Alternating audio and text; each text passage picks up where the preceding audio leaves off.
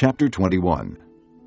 Manasseh was 12 years old when he became king, and he reigned in Jerusalem 55 years. His mother's name was Hephzibah. He did evil in the eyes of the Lord, following the detestable practices of the nations the Lord had driven out before the Israelites.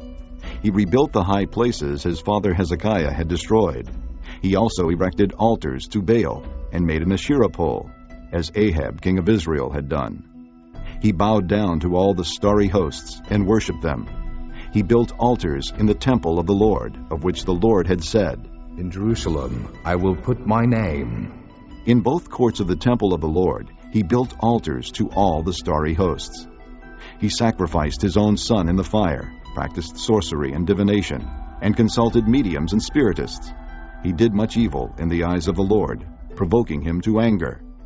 He took the carved Asherah pole he had made and put it in the temple, of which the Lord had said to David and to his son Solomon, "In this temple and in Jerusalem, which I have chosen out of all the tribes of Israel, I will put my name forever.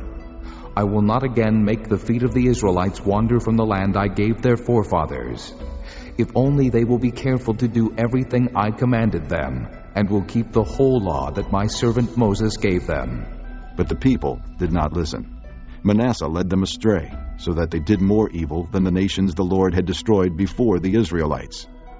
The Lord said through his servants the prophets, "Manasseh, king of Judah, has committed these detestable sins. He has done more evil than the Amorites who preceded him, and has led Judah into sin with his idols. Therefore, this is what the Lord, the God of Israel, says: I am going to bring such disaster on Jerusalem and Judah that the ears of everyone who hears of it will tingle. I will stretch out over Jerusalem the measuring line used against Samaria, and the plumb line used against the house of Ahab. I will wipe out Jerusalem as one wipes a dish, wiping it and turning it upside down. I will forsake the remnant of my inheritance and hand them over to their enemies.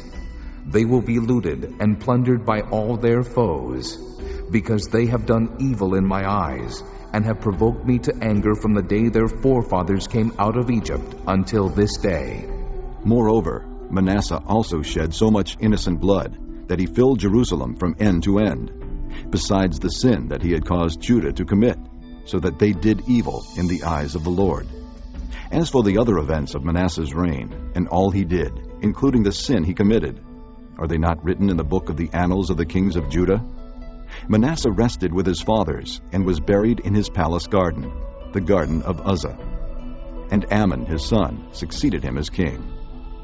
Amon was 22 years old when he became king, and he reigned in Jerusalem 2 years. His mother's name was Meshullemeth, daughter of Harez. She was from Jotbah. He did evil in the eyes of the Lord, as his father Manasseh had done. He walked in all the ways of his father. He worshipped the idols his father had worshipped, and bowed down to them. He forsook the Lord, the God of his fathers, and did not walk in the way of the Lord. Ammon's officials conspired against him, and assassinated the king in his palace. Then the people of the land killed all who had plotted against King Ammon, and they made Josiah his son king in his place. As for the other events of Ammon's reign, and what he did, are they not written in the book of the annals of the kings of Judah? He was buried in his grave in the garden of Uzzah, and Josiah his son succeeded him as king.